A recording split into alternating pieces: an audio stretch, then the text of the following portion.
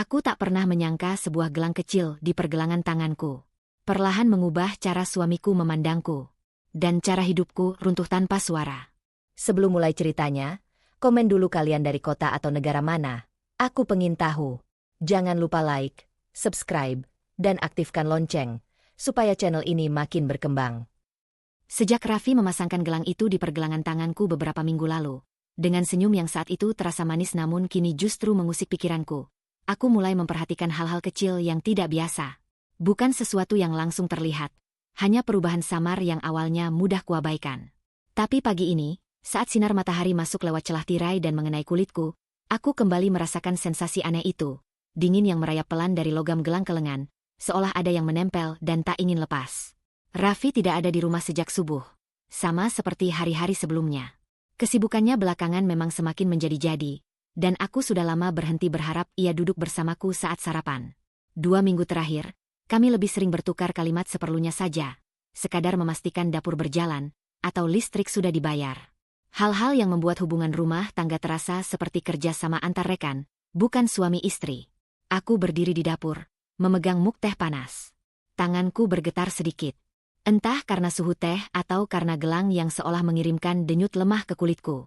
Getaran kecil itu membuatku memindahkan muk dengan hati-hati ke meja, lalu menatap gelang itu lebih lama dari biasanya. Gelangnya terlihat biasa, lingkar logam tipis berwarna keemasan dengan ukiran kecil di bagian dalam. Raffi bilang ini gelang keberuntungan yang ia temukan saat urusan pekerjaan di luar kota. Biar kamu gak gampang capek, katanya sambil memasangkannya langsung ke tanganku. Saat itu aku menertawakannya, menganggapnya hanya upaya manis setelah kami bertengkar kecil. Kupikir itu caranya minta maaf. Tapi sekarang, setiap aku menatap gelang ini, sesuatu di dalam dadaku terasa mengencang. Kupijat pergelangan tanganku perlahan, mencoba menenangkan diri. Namun justru ada rasa kesemutan muncul dari arah jari-jari, seperti aliran listrik sangat lemah yang menjalar cepat ke siku. Reaksi spontan membuatku menarik tangan dan mengembuskannya keras. Kenapa lagi, sih? Gumamku pelan. Bukan pertama kali aku merasakan ini. 2 hari lalu, saat mencuci piring, tanganku tiba-tiba kaku sejenak. Kemarin, saat menyisir rambut, aku merasa sesak tanpa alasan. Semua dimulai sejak gelang ini ada di tanganku. Aku duduk di kursi, menempelkan punggung pada sandaran dan mencoba memberi tubuhku waktu menyesuaikan diri. Rumah ini sunyi. Hanya suara jam dinding yang terdengar menusuk. Perasaan asing muncul. Sepi yang dulu terasa menenangkan kini justru membuatku gelisah. Aku memijat pelipis sambil mengingat percakapan kecil terakhir dengan Raffi tadi malam. Ia hanya bilang, pakai terus gelang itu ya. Nih, bagus buat kamu. Nada suaranya terlalu tegas untuk sesuatu yang seharusnya remeh. Aku mengusap lengan, mencoba mengusir sugesti buruk. Tapi tubuhku tidak bohong. Ada yang berubah, entah apa. Emosiku juga lebih mudah naik turun belakangan. Hal-hal kecil membuatku tiba-tiba sensitif. Padahal biasanya aku cukup tenang menghadapi apapun. Saat aku menatap gelang itu sekali lagi, pandanganku sempat berkunang. Hanya sepersekian detik, tapi cukup untuk membuatku menahan napas. Aku merasakan tarikan halus dari dalam logam itu, seperti dayanya mengait perasaanku dan membuatku sulit fokus. Aku bangkit dari kursi. Tidak boleh diam saja. Harus ada yang kulakukan. Langkahku membawa ke cermin di ruang tengah. Aku mengangkat lengan kanan, memperhatikannya di sana. Gelang yang melekat begitu pas seolah dibuat khusus untukku. Setiap kusentuh, ia terasa lebih dingin daripada seharusnya. Kedalaman dinginnya tidak wajar, seperti tidak berasal dari suhu ruangan. Kenapa kamu begini? Bisikku pada diri sendiri, bukan pada gelangnya. Tapi pertanyaan itu tetap mengarah pada benda itu. Lengan kiriku terangkat, mencoba memutar gelang seperti biasa. Namun gelang itu tidak bergerak. Biasanya, setidaknya ada sedikit kelonggaran. Sekarang, ia seperti menempel di kulit, tidak bisa digeser sedikit pun. Mataku terbelalak. Aku mencoba lagi, kali ini lebih keras. Tidak berhasil. Gelang itu menolak digerakkan, dan sensasi mendenyut, dingin lalu panas, muncul begitu cepat sampai aku mengusapnya dengan panik. Degup jantungku makin keras. Tidak. Ini tidak normal. Aku mengatur napas, mencoba tetap berpikir jernih. Mungkin gelang ini punya mekanisme kunci kecil yang tidak kusadari. Mungkin hanya perasaanku saja. Tapi aku tidak bisa mengabaikan kenyataan bahwa tubuhku terus memberi sinyal. Ada yang salah. Aku melangkah ke dapur lagi, mengambil minyak kelapa. Kutuangkan sedikit ke tangan dan mencoba mengoleskannya ke gelang, berharap minyak membantu melonggarkan permukaan logam. Namun ketika kugeser, ia tetap tidak bergerak. Hanya rasa panas makin kuat, seperti kulitku menolak disentuh. Aku mengerjapkan mata, menahan emosi yang bercampur antara takut dan marah. Tidak bisa begini terus. Aku butuh orang yang paham. Bukan dokter, bukan Raffi. Seseorang yang bisa melihat apa yang tidak terlihat orang lain, tetapi tetap berpijak pada logika. Seseorang seperti Pak Tarman, tukang urut langganan ibuku dulu. Orang tua yang peka melihat kondisi tubuh dan hal-hal yang lebih halus tanpa membuatnya terasa mistis berlebihan. Ia selalu tahu ketika ada yang tidak beres pada aliran tubuh seseorang. Aku menelan ludah, meraih ponsel, dan menggulir daftar kontak. Jari-jariku berhenti di nama yang dulu jarang kusentuh. Pak Tarman. Sensasi berat di pergelangan tanganku muncul lagi. Aku menutup mata sejenak, menstabilkan napas. Lalu, dengan tangan yang sedikit gemetar, kutekan tombol panggil. Hari ini, aku harus tahu ada apa sebenarnya dengan gelang ini. Pak Tarman datang lebih cepat dari perkiraanku. Langkahnya terdengar pelan menapaki teras, seperti seseorang yang sudah sering menyaksikan hal-hal yang tak ingin diingat. Aku membuka pintu dengan tangan kiri sementara tangan kanan, yang masih memakai gelang itu, terus terasa berat dan panas. Setelah kejadian aneh sore tadi, aku hanya ingin segera tahu apa yang sebenarnya terjadi pada tubuhku. Maaf mengganggu malam-malam begini, Bu Arni, ucapnya sambil menunduk. Tidak apa, Pak. Silakan masuk. Saya benar-benar butuh bantuan Bapak sekarang. Ia mengangguk pelan, memerhatikan wajahku sejenak. Entah kenapa, tatapannya seperti tahu sesuatu jauh sebelum aku menjelaskannya. Tapi ia tetap diam sampai aku mengajak duduk di ruang tengah. Aku menarik napas panjang. Tadi sore, tangan saya ini tiba-tiba kesemutan, seperti ditusuki jarum. Rasanya tidak normal. Dan, aku memperlihatkan gelang itu. Gelang ini terasa semakin ketat. Pak Tarman tidak langsung menyentuhku. Ia mengamati dari jarak setengah meter, alisnya perlahan mengerut. Ibu pakai ini sudah lama. Beberapa bulan. Itu, hadiah dari suami. Ia tidak memberi komentar apapun. Hanya mengangguk perlahan, lalu memintaku mengulurkan tangan. Aku langsung melihat perubahan pada wajahnya begitu jari-jari tuanya menyentuh pergelanganku. Tatapannya meredup, bukan karena lelah, tetapi karena sesuatu yang membuatnya tidak nyaman. Boleh saya lihat lebih dekat, Bu? Nadanya lebih hati-hati daripada biasanya. Aku mengangguk. Ia membungkuk, menempelkan ibu jarinya ke nadi, lalu mengusap area di bawah gelang dengan tekanan ringan. Tubuhku refleks menegang. Sensasinya seperti ada sesuatu yang bergerak dari balik kulit, seolah menolak disentuh. Pak Tarman menarik napas cepat. Sangat cepat. Pak, ada apa? Tanyaku pelan. Ia tidak menjawab. Tangannya bergerak lagi, lebih teliti, lebih hati-hati. Tapi dari caranya menelan ludah dan mengalihkan pandangan, aku tahu ia menemukan sesuatu yang tidak beres. Aku menggigit bibir.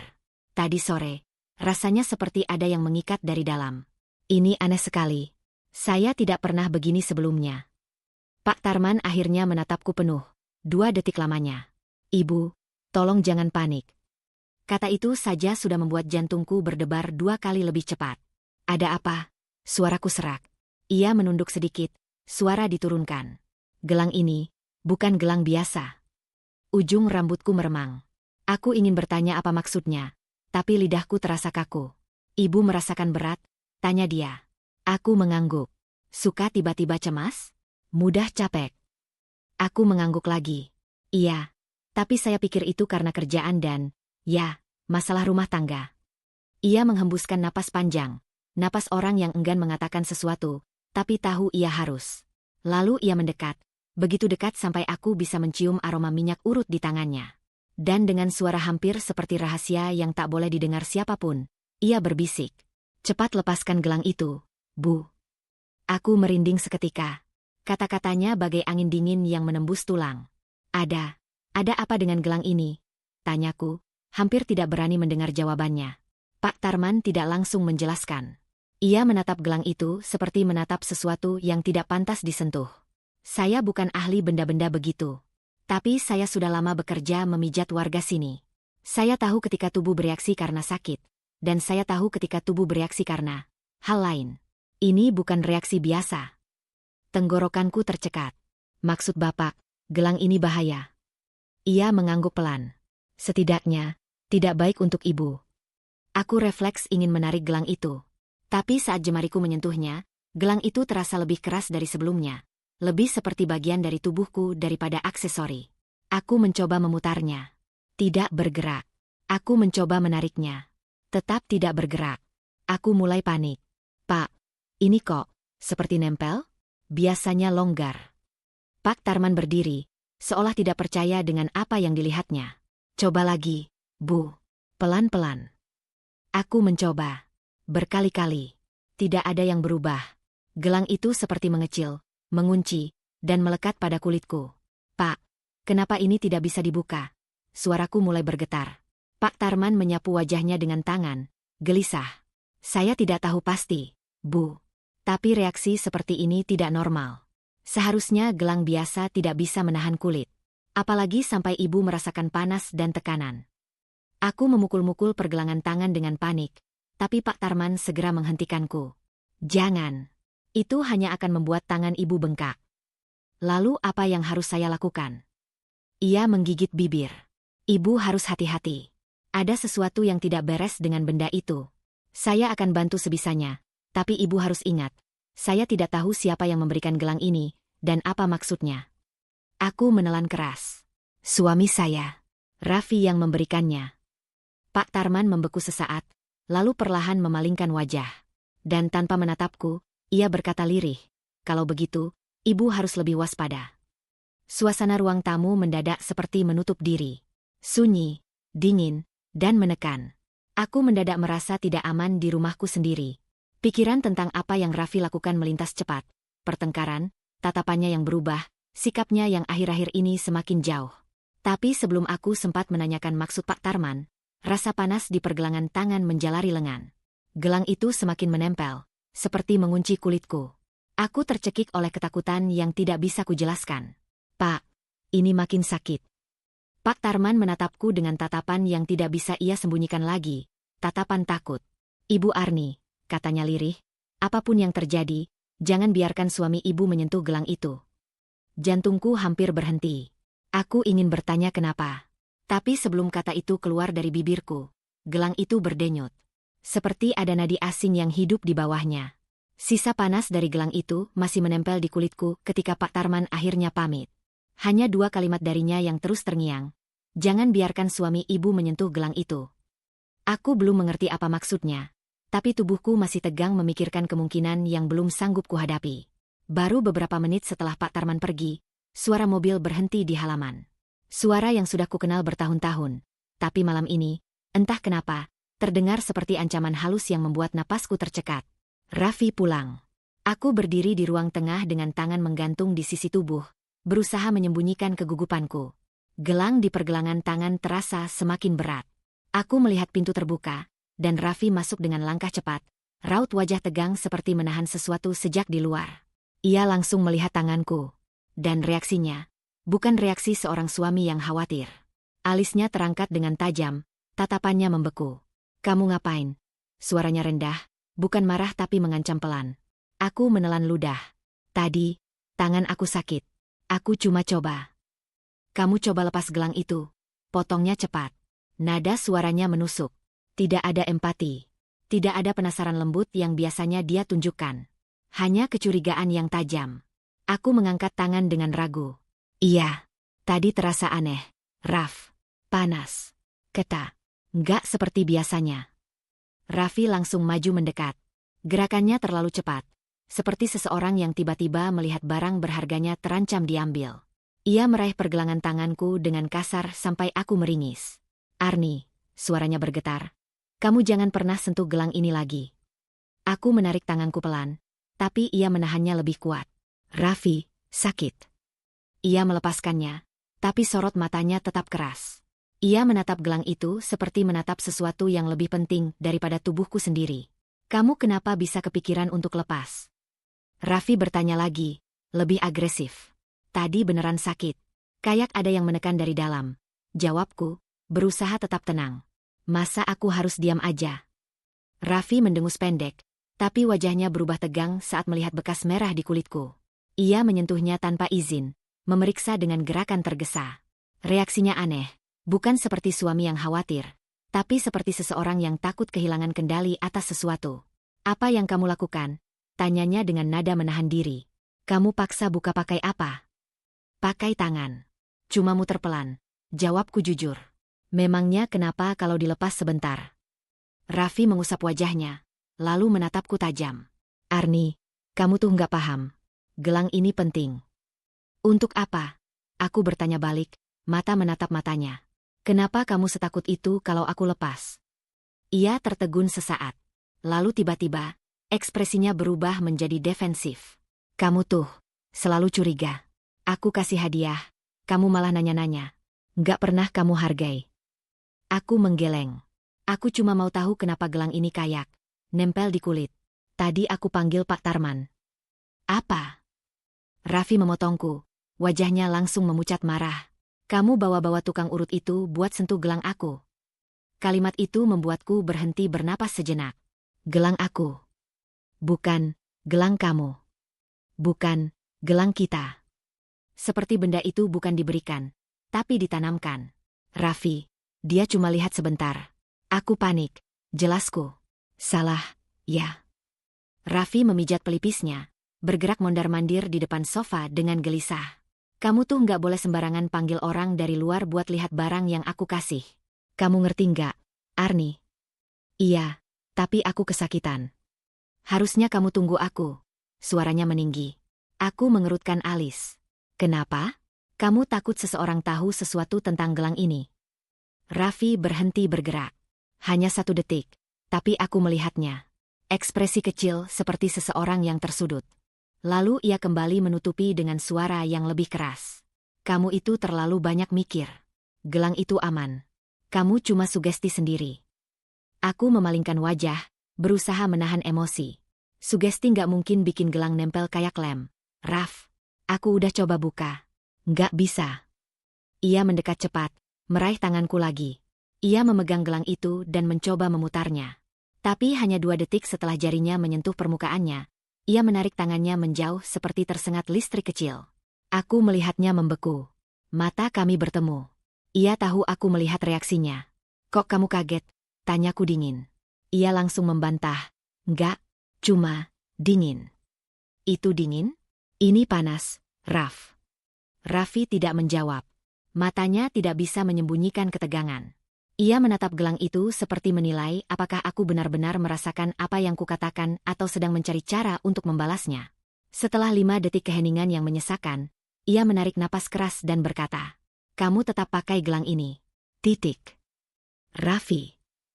Tidak ada alasan. Potongnya cepat, tatapannya menusuk. Gelang itu nggak boleh lepas. Apapun yang kamu rasakan, tahan. Aku menatapnya lama. Kenapa? Kamu utang apa sama gelang ini?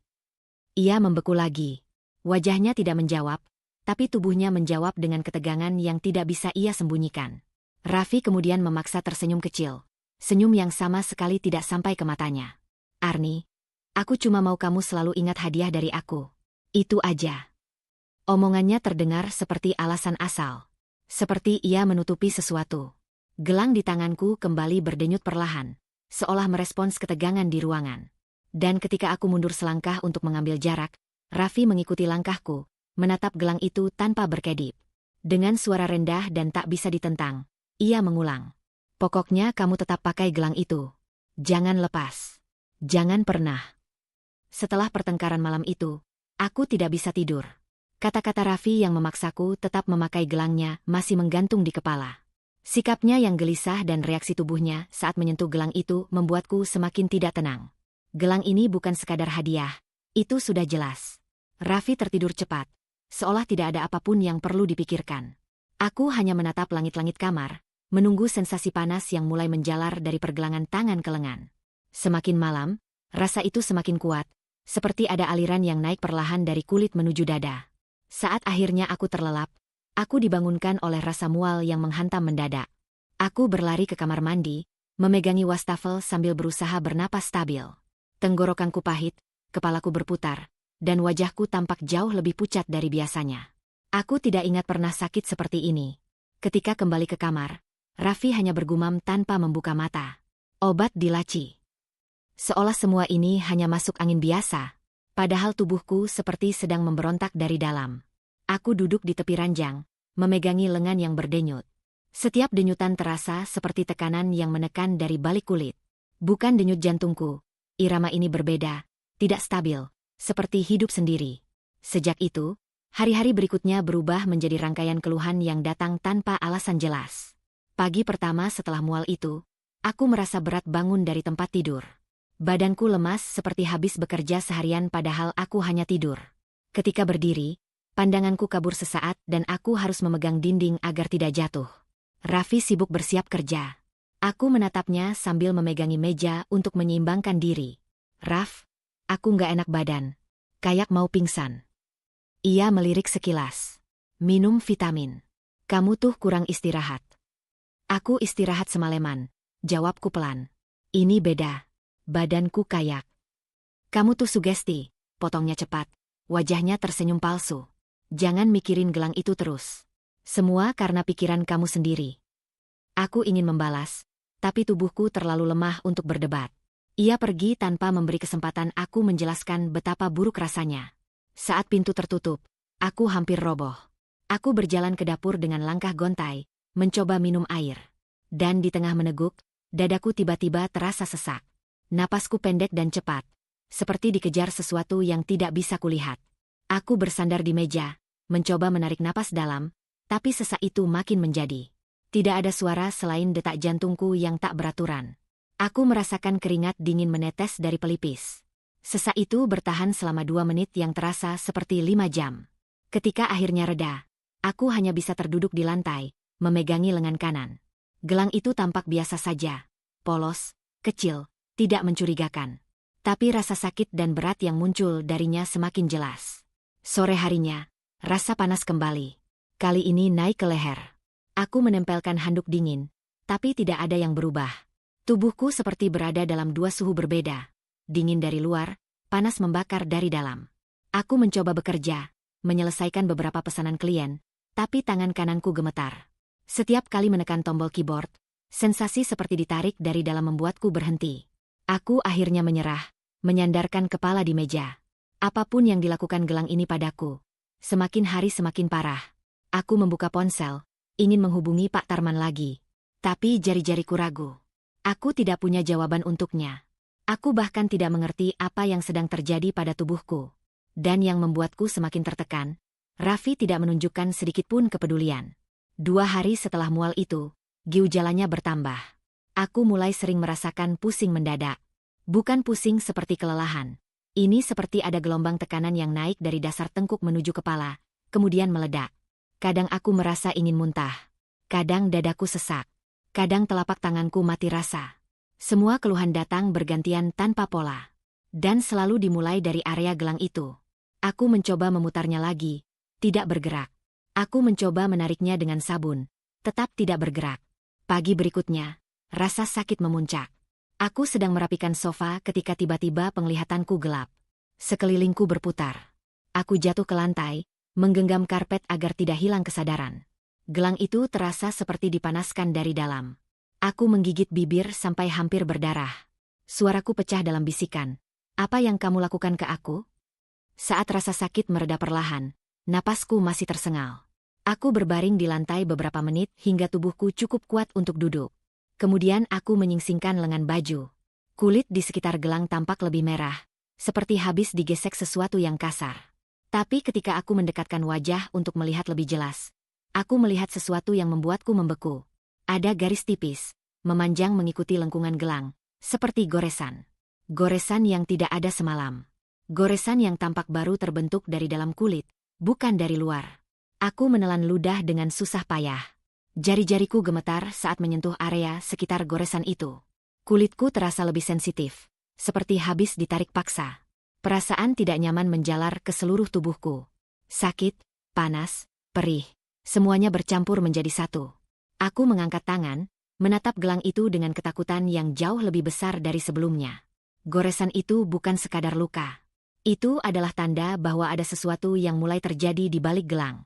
Dan tubuhku memberi peringatan yang tidak bisa lagi kupungkiri. Goresan tipis di sekitar gelang itu masih terlihat jelas ketika aku menutup lengan bajuku dan duduk lemas di sofa. Sensasi panas yang menjalar dari pergelangan tangan membuatku sulit berpikir jernih. Gejala 2 hari terakhir, mual, sesak, pusing, tubuh lemas. Semua itu seolah berpangkal dari satu titik, gelang yang tidak bisa dilepas. Aku pun akhirnya menekan nomor Pak Tarman. Suara di seberang terdengar serak dan hati-hati. Ada apa, Bu Arni? Pak, saya harus ketemu Bapak. Sekarang kalau bisa. Kecemasan membuat suaraku bergetar. Tolong. Ia tidak bertanya panjang. Baik, Bu. Saya ke sana. Tidak sampai 15 menit, ketukan pelan terdengar di pintu. Aku membukanya dan mendapati Pak Tarman berdiri di depan rumah dengan wajah khawatir. Ibu pucat sekali, katanya begitu masuk. Apa yang terjadi lagi? Aku mengangkat lengan baju, memperlihatkan goresan tipis melingkar di sekitar gelang. Ini muncul tiba-tiba. Dan rasanya panas. Semakin sakit dari kemarin. Pak Tarman membungkuk memeriksa dari dekat. Ekspresinya menegang. Tidak ada keterkejutan berlebihan, tapi ada pengakuan sunyi di matanya bahwa ia pernah melihat sesuatu seperti ini sebelumnya. Ini bukan iritasi biasa, gumamnya. Pak, tolong jujur sama saya, kataku. Apa sebenarnya yang Bapak lihat waktu pertama kali pegang gelang ini? Ia menarik kursi dan duduk perlahan. Tubuhnya tampak berat oleh sesuatu yang ingin ia katakan namun ditahan. Ibu masih ingat waktu saya pegang tangan ibu pertama kali? Waktu itu saya kaget, ucapnya. Bukan karena gelangnya, tapi karena reaksi tubuh ibu. Aku menelan ludah. Reaksi apa? Denyut di pergelangan tangan ibu tidak mengikuti irama tubuh. Itu seperti ada tekanan dari luar yang memaksa aliran darah berubah. Ia menggeleng perlahan. Saya tidak pernah lihat gelang mengubah denyut orang, Bu. Aku menatapnya tanpa berkedip. Jadi Bapak rasa gelang ini membahayakan saya? Bahaya, jawabnya tanpa ragu. Kalau kondisi tubuh berubah tanpa alasan, apalagi semakin parah, itu tanda jelas bahwa ada sumber tekanan yang tidak wajar. Aku meremas ujung bajuku, mencoba menahan gemetar. Tadi malam saya sempat pingsan hampir jatuh. Pagi ini sesak. Terus tiba-tiba muncul goresan. Apa mungkin gelang ini berisi sesuatu? Terbuat dari bahan tertentu. Pak Tarman menatapku lama, seolah mempertimbangkan apa yang boleh ia ucapkan. Ada 2 kemungkinan, katanya akhirnya. Pertama, gelang ini punya bahan yang tidak cocok dengan tubuh ibu. Tapi biasanya iritasi kulit muncul dari luar. Ini berbeda, goresannya seperti berasal dari dalam. Aku mengangguk, menahan napas. Kemungkinan kedua, lanjutnya, lebih kepada dampak psikologis, beban emosional, tekanan rumah tangga, atau hubungan yang tidak sehat bisa menjadi pemicu keluhan fisik. Tapi itu pun tidak menjelaskan kenapa gelangnya tidak bisa dilepas. Aku mengusap pergelangan tangan pelan, merasakan denyutan kecil yang semakin intens. Pak, Raffi marah besar waktu tahu saya coba lepas gelang ini. Dia seolah takut. Pak Tarman terdiam. Takut kehilangan gelangnya. Tidak, aku menggeleng. Takut kalau saya melepasnya. Ekspresinya mengeras halus. Bu Arni, apakah ibu merasa ada perubahan sikap suami ibu sejak gelang ini dipakai? Pertanyaan itu membuatku tercekat. Aku mengingat kembali tatapan Raffi beberapa minggu terakhir. Temperamennya yang lebih cepat meledak. Sikapnya yang makin sulit diprediksi. Caranya selalu meminta aku memakai gelang itu setiap hari. Iya, jawabku pelan. Dia berubah. Pak Tarman mengangguk perlahan, seolah hal itu mengonfirmasi sesuatu di pikirannya. Saya sudah lama bekerja memijat orang. Kadang saya melihat dampak hubungan yang tidak sehat. Ada pasangan yang memberi barang, tapi sesungguhnya itu bentuk kontrol. Aku menatapnya tajam. Kontrol? Bisa saja, ujarnya hati-hati. Barang tertentu diberikan bukan untuk kebaikan, tapi untuk membuat orang merasa terikat. Tekanan psikologis bisa tercipta dari hal-hal yang tampak kecil. Tapi ini beda, Pak. Tubuh saya benar-benar sakit. Ia menatap gelang itu lagi, kali ini lebih lama. Gelang yang terlalu ketat bisa menekan saraf. Tapi yang membuat saya khawatir, gelang ini seperti punya perubahan ukuran. Kalau memang sejak awal longgar, tidak seharusnya tiba-tiba mengecil. Aku mengangguk, mencoba menahan rasa takut yang merayap. Saya sudah coba sabun, minyak, air hangat. Tidak bergerak, Pak. Ia mengusap dagunya. Reaksi seperti ini biasanya terjadi pada benda yang memang diatur atau dibuat dengan niat tertentu. Aku mencondongkan tubuh. Niat apa? Ia menatapku, tidak berkedip. Niat untuk memastikan ibu tidak bisa melepaskannya. Tubuhku merinding. Ada orang yang memberi benda tertentu bukan untuk dekorasi, tapi agar pemakainya tetap berada dalam jangkauan emosional atau psikologisnya, lanjutnya. Saya tidak menuduh suami ibu, tapi cara dia marah ketika ibu mencoba melepas gelang itu tanda yang tidak baik. Aku tersandar, menahan sesak lain yang muncul tiba-tiba. Lalu saya harus bagaimana, Pak? Tanyaku dengan suara kecil. Ibu harus menjaga diri. Kondisi tubuh ibu sudah menunjukkan resistensi. Kalau dibiarkan, bisa memburuk. Ia berdiri, menatapku dengan raut tegas penuh kekhawatiran. Dan satu hal yang harus ibu pahami baik-baik, katanya sambil menunjuk gelang itu dengan dagu. Gelang itu bukan hadiah biasa. Kata-katanya menusuk jauh ke dalam benakku, mengguncang sesuatu yang selama ini belum berani kuakui. Arni masih bisa merasakan dinginnya peringatan Pak Tarman yang terus menempel di tengkuknya. Sejak percakapan itu, pikirannya tak bisa diam. Setiap kali ia menatap gelang di pergelangan tangan, rasanya seperti menatap sesuatu yang menunggu saat tepat untuk mencelakainya. Dan ketika Raffi mulai pulang lebih malam dari biasanya, alasan, rapat mendadak, terasa semakin tidak masuk akal. Arni duduk di ruang tengah sambil meremas jemarinya. Ia mencoba menenangkan diri, tapi napasnya bergetar. Aku tidak boleh diam, gumamnya lirih. Kalimat itu menegaskan ketakutan sekaligus tekad yang pelan-pelan tumbuh, ketakutan dari bahaya yang tak bisa ia jelaskan, dan tekad untuk mencari tahu apa yang sebenarnya berlangsung. Raffi baru saja berangkat bekerja ketika Arni mulai memperhatikan rumah dengan cara berbeda. Bukan hanya tempat tinggalnya, tapi medan pencarian. Ia kembali mengingat perubahan sikap Raffi akhir-akhir ini, mudah tersinggung, berusaha mengontrol kegiatannya, dan selalu mengawasinya tanpa terlihat sedang mengawasi. Perubahan itu tidak lagi tampak seperti kecemburuan biasa, tetapi lebih seperti seseorang yang sedang menyembunyikan sesuatu. Ia berdiri dan mulai menyusuri ruang kerja kecil Raffi di dekat dapur. Ruangan yang selama ini jarang ia masuki karena Raffi selalu melarang, dengan alasan, banyak dokumen kantor. Arni menahan napas saat memegang gagang pintu. Hanya sebentar. Aku cuma ingin memastikan, bisiknya, meski ia tahu sebenarnya ia butuh lebih dari sekadar kepastian. Pintu terbuka dengan suara kecil.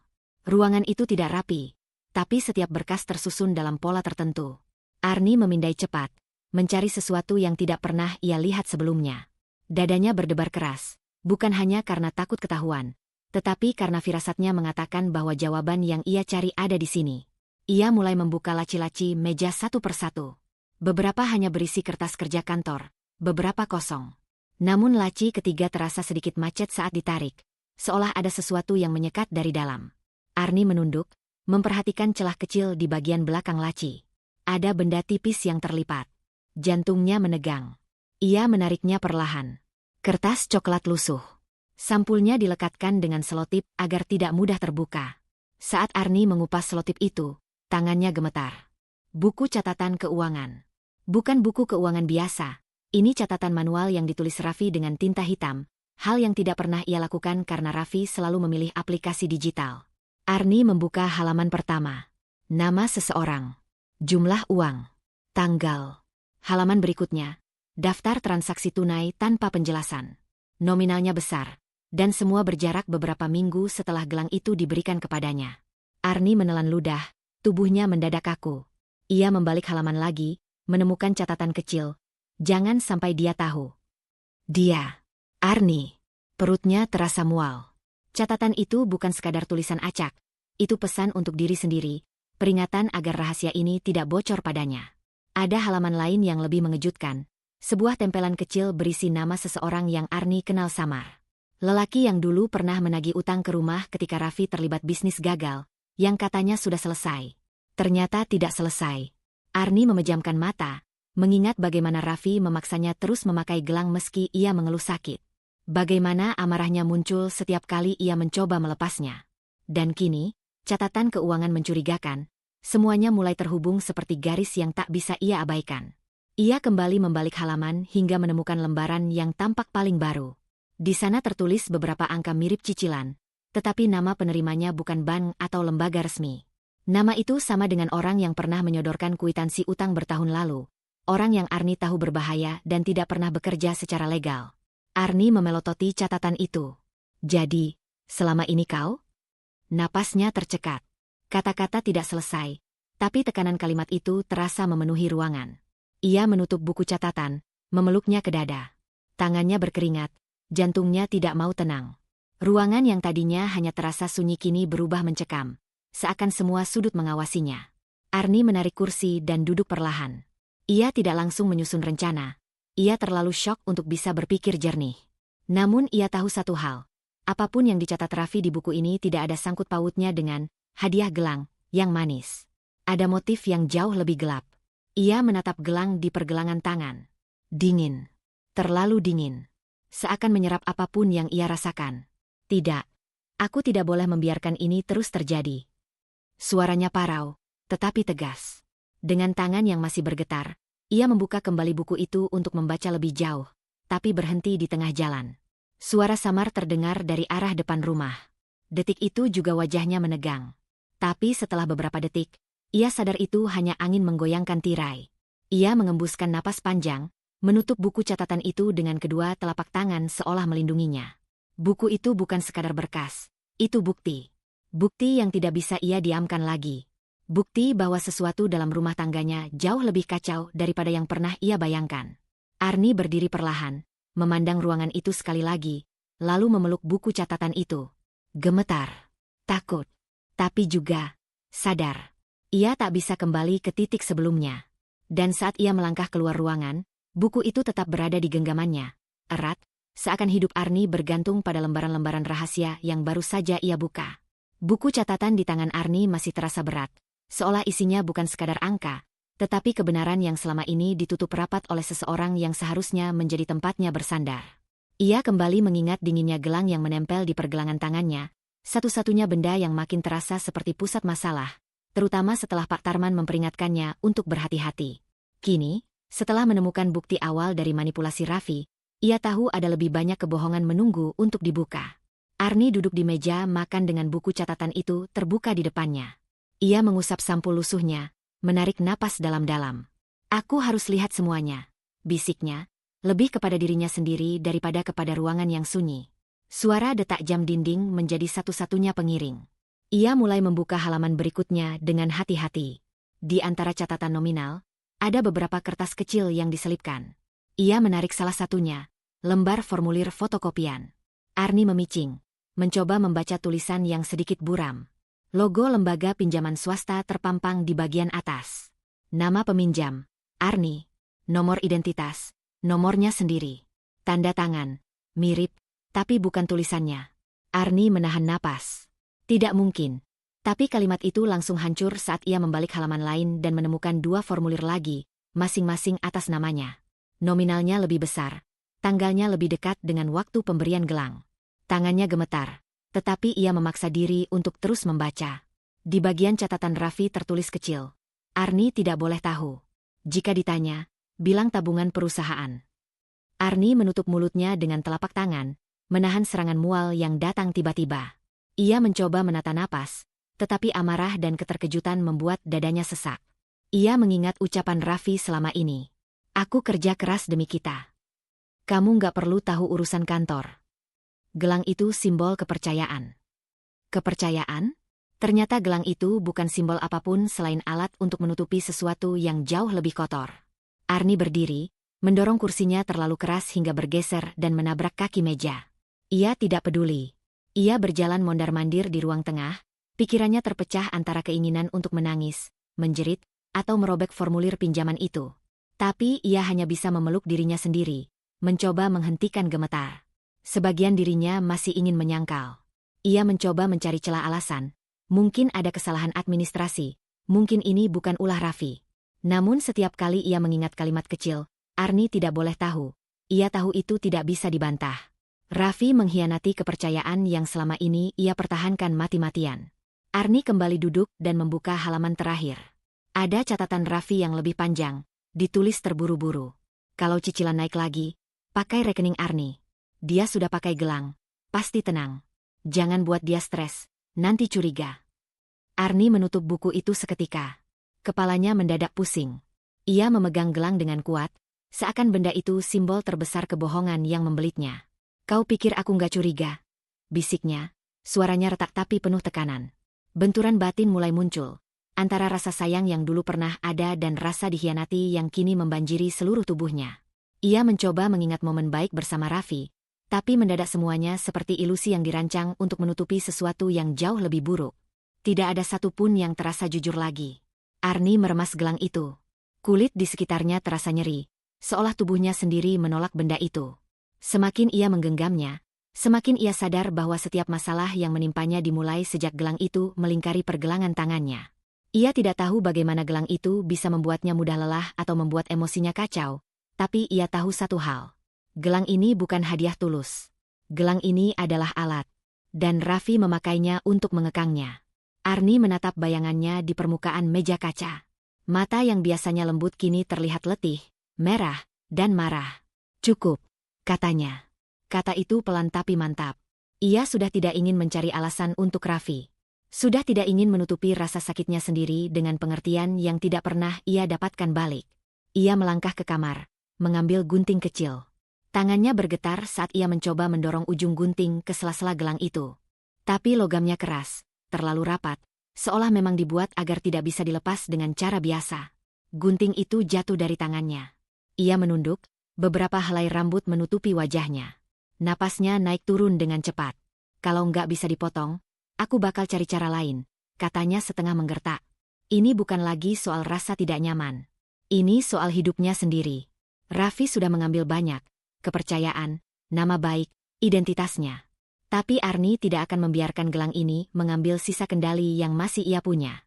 Ia mengambil napas panjang dan memandang gelang itu dengan penuh tekad. Apapun caranya, apapun risikonya, gelang ini harus lepas.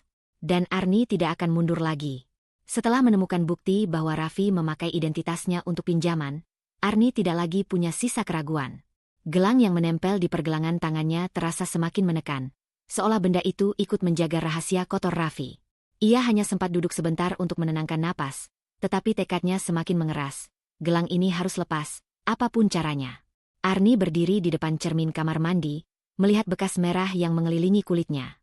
Dua goresan halus seperti luka cakaran samar tampak lebih jelas sekarang. Ia menelan ludah, lalu meraih gunting yang tadi jatuh. Sekali lagi, gumamnya dengan suara bergetar.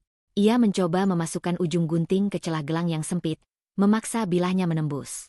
Gunting itu goyah beberapa kali, lalu terselip. Arni mendorong lebih keras. Bilahnya mengenai kulitnya sendiri. Rasa perih langsung menyengat. Namun gelang itu tetap tidak bergerak sedikitpun. Arni mengerang pelan dan menarik tangannya menjauhi wajah. Ada goresan baru di kulitnya, tipis tapi memerah cepat. Kedua lututnya melemas, tetapi ia menolak menyerah. "Aku harus lepas. Harus." Ia membuka laci kamar mandi, mencari alat lain. Tang kecil? Tidak ada. Pinset? Ia mengambilnya juga, meski tahu itu tak banyak membantu. Ia mencoba menyelipkan pinset, memaksa gelang itu sedikit renggang. Tetapi setiap kali ia menekan, ujung pinset terpental, memukul jarinya sendiri. Pinset itu jatuh ke lantai dengan bunyi nyaring. Arni menekan dahinya dengan tangan bebas, merasakan keringat dingin mulai membasahi kulit. Ruangan terasa sempit, napasnya terasa berat. Ia berusaha mengatur ritme, tetapi keterdesakan menguasai pikirannya. Ia memutuskan keluar dari kamar mandi dan menuju dapur. Di sana, ada alat yang mungkin bisa membantu, pisau. Ia mengambil pisau kecil yang biasa digunakan untuk mengupas buah, tajam di bagian ujungnya. Ia menatap pisau itu sejenak, merasa ngeri sekaligus terpaksa. Tidak ada pilihan lain. Ia menempatkan pisau itu di bawah gelang, mencoba mengangkatnya. Namun logam gelang terlalu keras dan terlalu rapat, sehingga ujung pisau hanya memantul dan membuatnya kehilangan keseimbangan. Arni hampir menjatuhkan pisau ke lantai. "Aku nggak boleh kalah sama benda ini," bisiknya lirih. Pisau kembali ia coba, kali ini dengan hati-hati. Ia memiringkan gelang, memaksa sebagian kulitnya terjepit, berharap ada sedikit ruang. Rasa sakitnya membuatnya mendesis. Tapi tidak ada hasil. Gelang itu seperti dipatri di kulitnya, tak bergerak 1 milimeter pun. Arni menahan air mata. Ia duduk di lantai dapur, pisau tergeletak di sampingnya, tangannya masih menggenggam pergelangan yang memerah. Waktu seakan berjalan lambat. Suasana rumah hening. Terlalu hening hingga membuatnya sadar bahwa setiap detik ia masih di tempat yang sama dengan manipulasi dan kebohongan Raffi. Ia menatap gelang itu lagi, lalu bangkit perlahan. Masih ada cara lain. Ia membuka pintu lemari bawah wastafel. Di dalamnya ada cairan pelicin, salah satunya lotion dan minyak. Ia mengambil keduanya. Ia mengoleskan lotion ke pergelangannya, menggosoknya hingga kulitnya licin. Kemudian ia mencoba memutar gelang itu dengan paksa. Gaya gesekan berkurang, tetapi gelang itu hanya bergeser sedikit sebelum berhenti, seakan terkunci pada posisi tertentu. Arnie mengganti dengan minyak. Minyak lebih licin. Ia mengoleskannya tanpa ragu, bahkan hingga menetes ke lantai. Ia memutar gelang lebih keras, hingga otot lengannya terasa kram. Mulanya ia merasa gelang itu sedikit naik, tetapi lalu berhenti lagi. Seolah ada tonjolan kecil di bagian dalam gelang yang mengait kulitnya dari dalam. Arnie memejam, menggigit bibir keras-keras. Kenapa benda ini begini? Gelang itu kembali ke posisi awal ketika ia melepas tekanan. Seolah ia tidak pernah berusaha apapun. Frustrasi membuatnya menghantam meja dapur dengan sisi kepalan tangan. Suara benturannya menggema. Dadanya bergerak cepat, hampir seperti ia baru berlari. Gelang itu semakin menyiksa, terutama secara batin. Semakin ia berusaha melepasnya, semakin ia merasa terjebak. Arnie mengangkat wajahnya, menatap langit-langit dapur. Ia mendengar suara motor dari kejauhan, bukan motor Raffi, tapi suara itu cukup membuatnya sadar bahwa jika Raffi pulang saat ia sedang seperti ini, semuanya akan berakhir buruk. Ia harus memikirkan rencana yang lebih besar, lebih aman. Ia menatap gelangnya sekali lagi. Bekas merah kini menjadi ungu tipis. Sakitnya menusuk, tetapi kemarahan jauh lebih panas. Ia meletakkan pisau itu kembali ke tempatnya. Tangannya gemetar saat ia menutup laci. Kemudian perlahan, ia menarik napas panjang. Lalu satu lagi. Dan satu lagi. Kalau aku terus di sini, aku nggak akan pernah bisa lepas dari semua ini, katanya pelan, nyaris seperti gumaman. Ia meraih tas kecilnya, memasukkan buku catatan Raffi, formulir pinjaman, dompet, dan ponsel. Ia tidak mengambil banyak, hanya hal paling penting. Ia tahu ia tidak bisa terlalu lama. Ia tahu Raffi bisa pulang kapan saja. Langkahnya menuju pintu kamar terdengar berat, tetapi terukur. Ia melihat sekali lagi ke ruang keluarga, tempat ia pernah menaruh kepercayaan dan berharap pada seseorang yang kini membuat hidupnya terasa seperti jebakan. Gelang itu masih di pergelangannya. Masih menyakitkan. Masih mengekang. Tetapi Arnie sudah membuat keputusan terbesar malam itu. Ia harus pergi.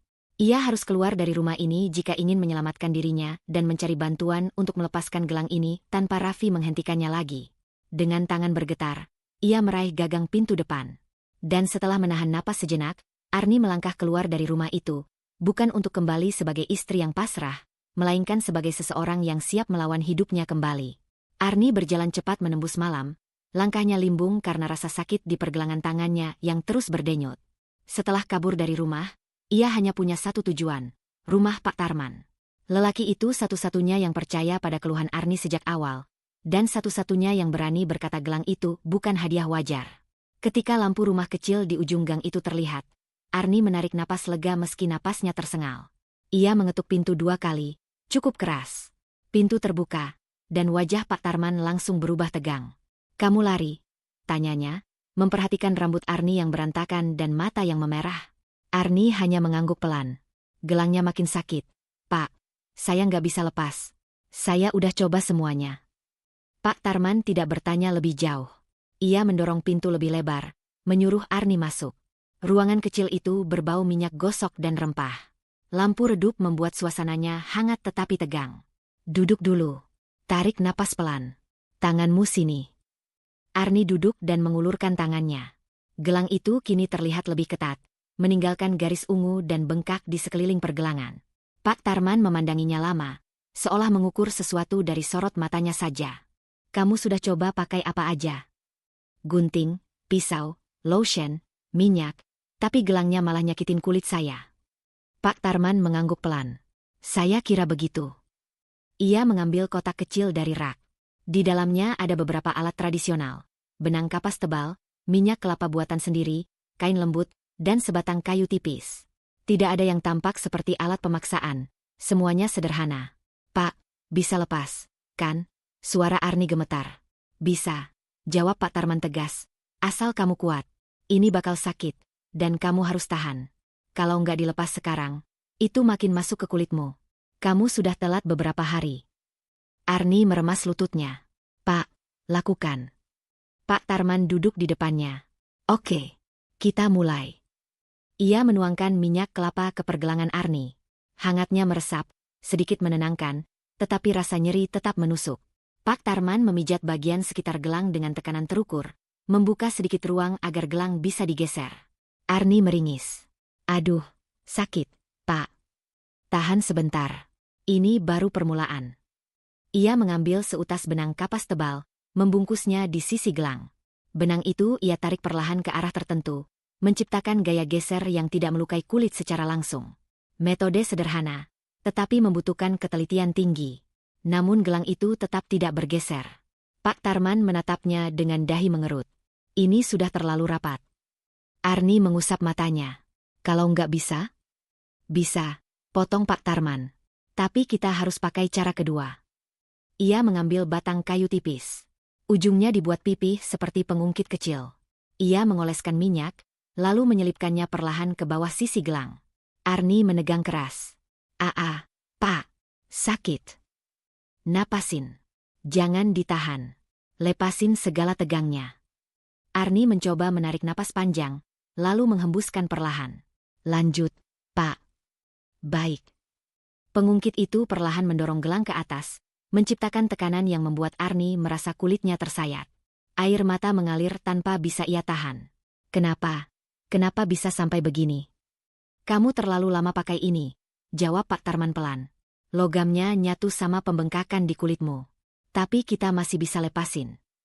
Pak, saya takut. Saya di sini. Fokus ke suara saya. Arni mengangguk pelan, menggigit ujung bibir untuk menahan nyeri. Gelang itu akhirnya bergerak sedikit, hanya sepersekian, tetapi cukup membuat Arni kehilangan kendali dan menangis tanpa suara. Pak Tarman tidak berhenti.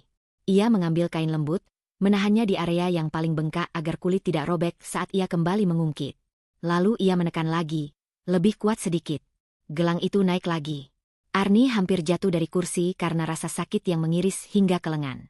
Pak, berhenti sebentar, tolong. Pak Tarman menghentikan tekanan. Oke, 5 detik saja. Arni memejam kuat-kuat, mengatur napas. Rasa perih menyebar sampai ke bahunya. Ia menggenggam kain kursi dengan tangan bebas hingga buku jarinya memutih. Siap. Arni tidak sepenuhnya siap, tetapi ia mengangguk. Ayo, Pak. Pak Tarman menekan sekali lagi. Lebih kuat, lebih tepat. Gelang itu bergeser hingga separuh pergelangan. Sekarang tinggal satu dorongan lagi. Nah, Arni. 1 kali lagi. Tahan ya. Arni bersiap, menahan napas. Pengungkit itu didorong ke atas. Gelang itu melompat dari pergelangannya, terlepas sepenuhnya, jatuh ke lantai dengan bunyi nyaring yang memecahkan ketegangan ruangan. Namun bersamaan dengan itu, tubuh Arni limbung. Rasa panas menyapu seluruh lengan, telinganya berdenging, dan pandangan menjadi kabur. Arni! Hei, Arni! Suara Pak Tarman terdengar jauh. Arni mencoba menjawab, tetapi suaranya hilang. Tubuhnya seperti meluruh dari kursi. Hal terakhir yang ia lihat adalah gelang itu tergeletak di lantai, bukan lagi di kulitnya. Beban itu hilang. Lalu semuanya gelap. Arni pingsan. Begitu aku membuka mata, cahaya pagi yang lembut menusuk masuk dari sela jendela rumah Pak Tarman. Untuk pertama kalinya setelah berbulan-bulan, kepalaku terasa ringan. Tidak ada bisikan samar, tidak ada desakan aneh, tidak ada perasaan mengambang yang selama ini menyelimuti pikiranku sejak Raffi mengikatkan gelang itu di pergelanganku. Aku mengerja pelan, mencoba mengingat kejadian terakhir. Aku masih teringat samar bagaimana tubuhku gemetar saat gelang itu akhirnya terlepas. Pak Tarman berusaha keras dengan metode yang ia pahami, dan aku akhirnya pingsan di lantai rumahnya. Hanya itu. Sisanya gelap. Aku menarik napas panjang. Dan di antara napas itu, ada sesuatu yang terasa asing, ketenangan. Selama ini, aku tidak pernah benar-benar sadar betapa gelapnya pikiranku dibuat gelang itu. Aku hanya merasa selalu curiga, takut, dan mudah dipengaruhi. Dalam 2 kalimat singkat, aku mengingatkanku sendiri. Aku sudah terjebak terlalu lama. Gelang itu hampir mencuri hidupku. Tetapi kini, semuanya terasa jernih. Pak Tarman mengetuk pintu pelan sebelum masuk. Kamu sudah sadar, katanya dengan suara berat namun lega. Bagaimana rasanya? Ringan, jawabku jujur. Seolah, aku baru bangun dari mimpi buruk yang terlalu panjang.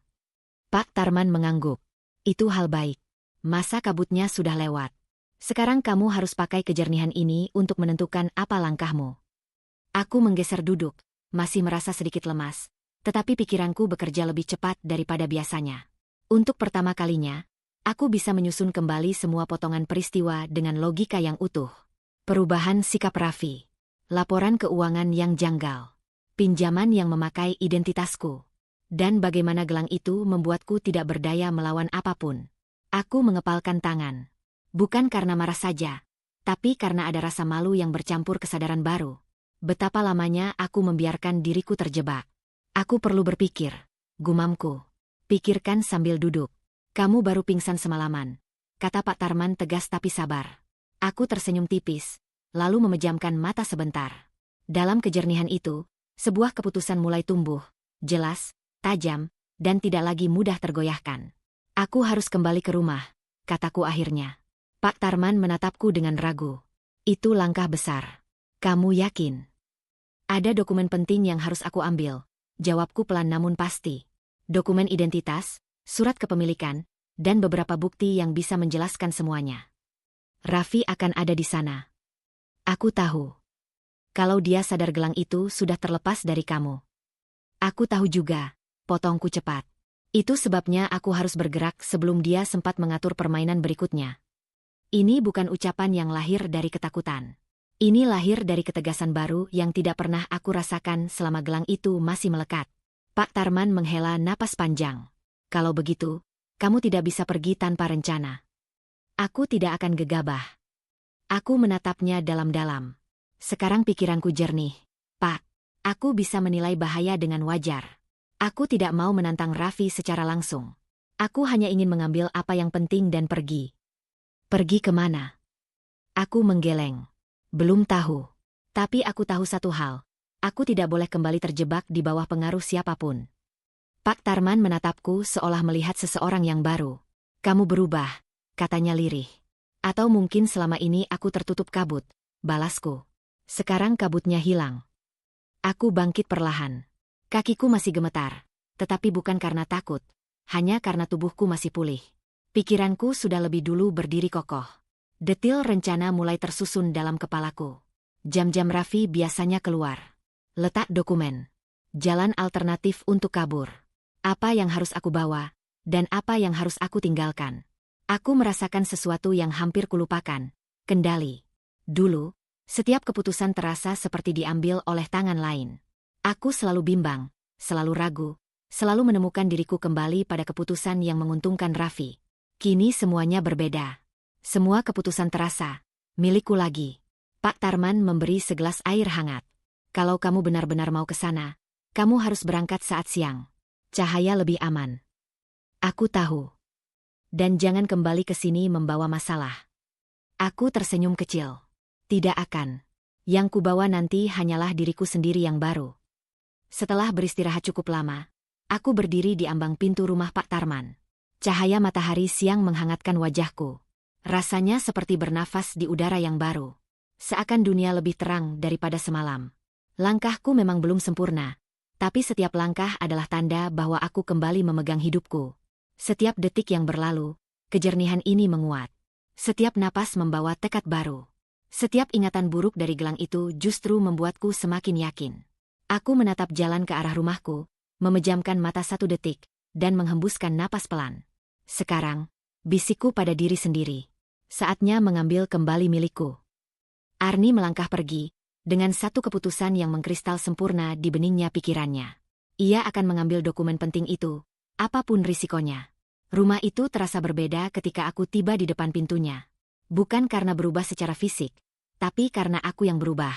Untuk pertama kalinya setelah berbulan-bulan, aku kembali tanpa gelang itu, tanpa kabut, tanpa bisikan, tanpa rasa tunduk yang tak dapat dijelaskan. Hanya ada kesadaran jernih yang menuntun langkahku. Aku mengingatkan diri sendiri sebentar. Raffi memanipulasiku, dan ada bukti yang sudah kutemukan. Tidak lebih dari 2 kalimat saja, dan aku melanjutkan. Aku membuka pintu perlahan. Raffi sedang duduk di ruang tamu, berlagak santai seperti biasa, ponselnya di tangan. Tapi saat matanya menangkap sosokku, kedamaian palsu di wajahnya retak. Kamu dari mana? Tanyanya tajam, tak sempat menyamarkan nada terkejutnya. Ada urusan, jawabku datar. Raffi berdiri, mempelajari wajahku lama. Seolah ia mencari sesuatu, sisa-sisa pengaruh gelang itu. Mungkin. Ia tidak menemukannya. Kamu kelihatan beda, gumamnya. Aku baik-baik saja. Aku melirik ke arah kamar. Aku mau ambil beberapa barang. Apa yang kamu ambil? Nada suaranya mulai mengeras. Tidak perlu rahasia sama aku, kan? Aku tidak menjawab. Aku berjalan melewatinya dan masuk ke kamar. Laci kedua, tempat kuletakkan dompet, berkas identitas, dan buku catatan kecil. Buku catatan itu masih kusimpan setelah menemukannya di laci tersembunyi Raffi. Aku sengaja membawanya saat kabur ke rumah Pak Tarman. Kini aku hanya mengambil dokumen-dokumen yang kutinggalkan. Kartu tanda penduduk, kartu keluarga, buku rekening, dan beberapa lembar kontrak penting. Semuanya kumasukkan cepat ke dalam tas jinjing. Krak. Pintu kamar terbuka. Raffi berdiri di ambang pintu, wajahnya menegang. Kamu mau kemana bawa dokumen-dokumen itu? Aku butuh untuk urus sesuatu. Apa yang mau kamu urus? Langkahnya masuk ke kamar, menutup pintu di belakangnya. Arni, lihat aku. Aku menatapnya. Tanpa takut, tanpa gentar. Ini membuat Raffi jelas-jelas tidak nyaman. Aku cuma pergi sebentar, kataku. Dan aku butuh semua ini. Dia mengerutkan kening. Sejak kapan kamu ambil keputusan sepihak seperti ini? Aku diam. Dan keheningan itu membuatnya semakin gelisah. Arni. Dia mendekat selangkah. Ada yang aneh sama kamu. Aneh bagaimana? Tanyaku, masih tenang. Kamu biasanya cerita. Kamu biasanya minta pendapat aku. Kamu biasanya nurut. Kata terakhir itu meluncur begitu saja dari mulutnya. Aku tertawa pendek, hambar. Nurut. Wajah Raffi berubah. Ia sadar dia terlalu jujur. Kamu salah tangkap, katanya cepat. Maksud aku, kita biasanya putuskan semuanya bersama. Itu maksudku. Aku membuka tas dengan perlahan, lalu mengambil buku catatan itu. Aku menatapnya tanpa ragu, lalu menatap Raffi. Aku nemu ini, kataku pelan namun tajam. Warna wajah Raffi langsung memudar. Apa itu? Ia mencoba merebut buku itu, tapi aku mundur selangkah. Kamu tahu apa ini? Aku membukanya ke halaman yang dulu membuatku gemetar. Daftar transaksi yang memakai namaku. Pinjaman, cicilan, hutang. Semuanya atas nama Arni, bukan Raffi. Aku cuma lihat sebentar, tapi cukup untuk tahu kamu pakai identitasku. Ucapku, nadaku tetap datar. Raffi tertawa pelan, terpaksa. Arni, kamu salah paham. Itu cuma catatan draft. Itu bukan dipakai betulan. Aku sudah cek, kataku memotong. Dan beberapa pinjaman itu aktif. Diam. Raffi kehilangan kata. Ia menatapku seperti menatap seseorang yang baru. Seseorang yang sudah tidak bisa dibohongi lagi. Dengar, aku bisa jelasin, katanya akhirnya. Itu semua, aku lakukan untuk kita. Aku butuh modal buat bisnis kemarin itu. Kamu ingat? Yang aku bilang butuh waktu. Bisnismu yang tidak pernah ada itu, tanyaku tanpa intonasi. Raffi terdiam. Lagi. Kamu ngambil namaku tanpa izin, lanjutku. Kamu pakai identitasku buat hutang. Kamu sembunyiin semuanya. Aku mau balikin nanti. Suaranya naik setengah oktav. Dan kamu kan istriku. Arni, apa salahnya saling bantu? Kalau saling bantu, harusnya aku tahu. Ini manipulasi. Jangan pakai kata itu ke aku, desis Raffi. Kamu nggak paham tekanan aku. Aku menghirup napas panjang. Aku ngerti satu hal. Kamu bukan cuma bohong. Kamu sengaja memanfaatkan aku. Raffi mendekat, menahan pintu ketika aku ingin pergi. Kamu nggak boleh keluar. Kita belum selesai bicara. Aku menatap tangannya yang menahan pintu. Dengan suara rendah dan tegas, aku berkata, lepasin, Raffi. Dia membeku. Aku bukan sedang berteriak. Aku bukan sedang menangis. Aku hanya berkata apa adanya. Dan itu jauh lebih menakutkan baginya. Aku pergi dulu, kataku. Aku butuh ruang. Butuh waktu. Dan kamu, butuh mikir banyak hal. Arni, jangan keluar. Kita masih bisa. Aku keluar, potongku. Aku butuh jauhi kamu dulu. Aku membuka pintu dengan paksa tenang. Raffi tidak menghalangi lagi. Wajahnya pucat, tubuhnya kaku. Ia baru menyadari sesuatu.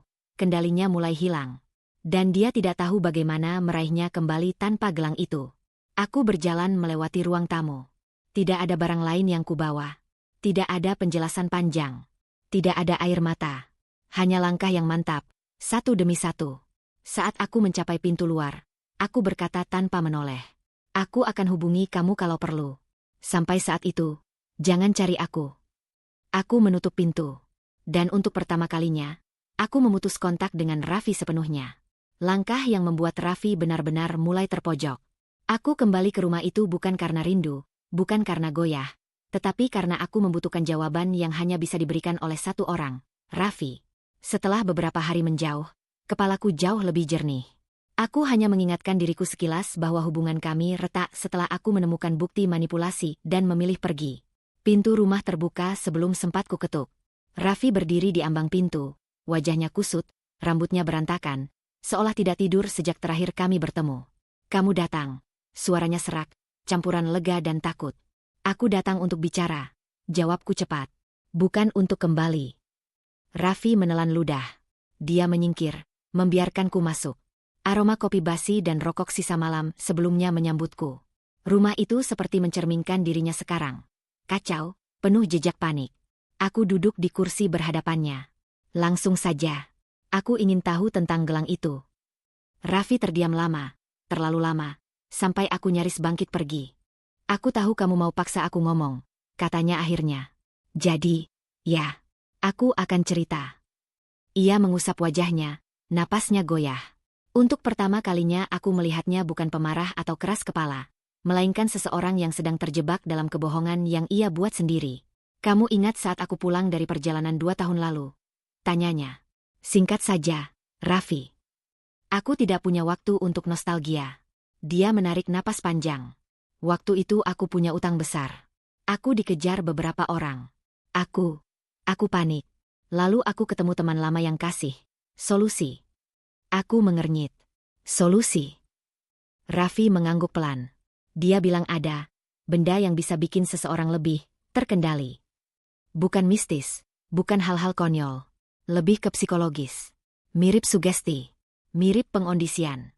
Dia bilang kalau dipakai setiap hari, pemakainya jadi lebih mudah diarahkan emosinya. Aku menegang. Jadi selama ini kamu benar-benar berniat mengatur aku?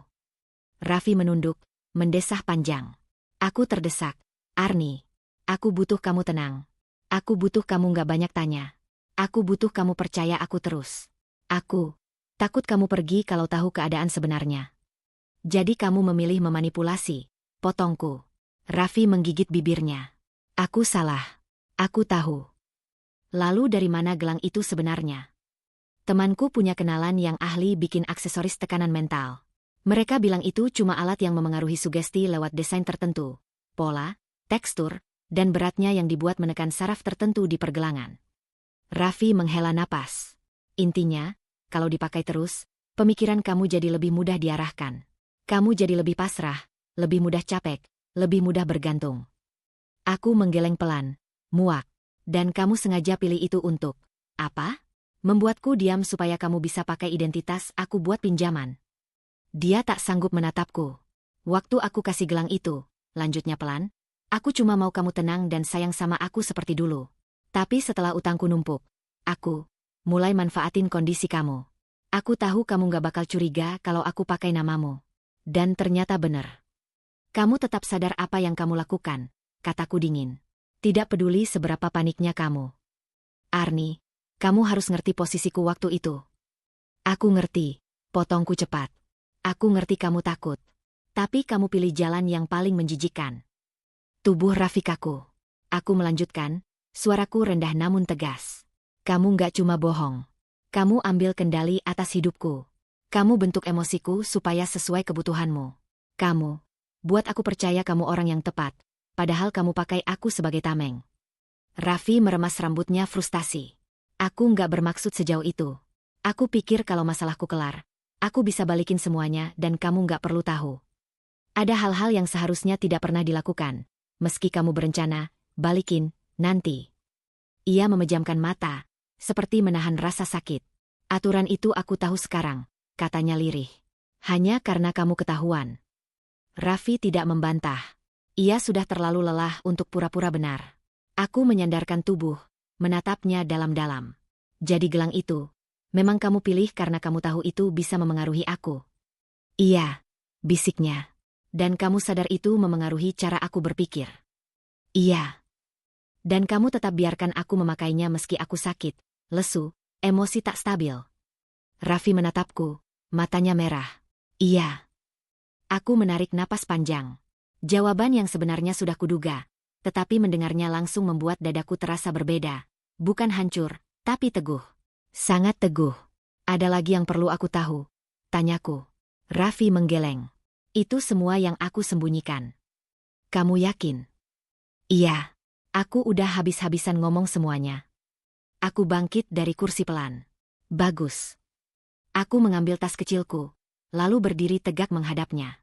Raffi memandangku, takut sekaligus berharap. Arni, kamu mau apa sekarang? Aku memasukkan buku catatan itu ke tas. Aku sudah menyiapkan balasan. Wajah Raffi membeku. Ia tahu kata itu bukan ancaman kosong. Aku berbalik pergi. Suara langkahku terdengar stabil, tanpa ragu. Saat tangan menyentuh gagang pintu, aku mengucapkan kata-kata terakhir tanpa menoleh. Kali ini, kamu akan kehilangan sesuatu yang jauh lebih penting daripada kendalimu atas aku. Dan pintu tertutup, meninggalkan Raffi dalam keheningan yang akhirnya memojokkannya dengan cara yang tidak bisa ia hindari lagi. Aku berjalan keluar dari rumah itu setelah pengakuan Raffi, membawa bukti dan tekad yang tidak lagi bisa digoyahkan.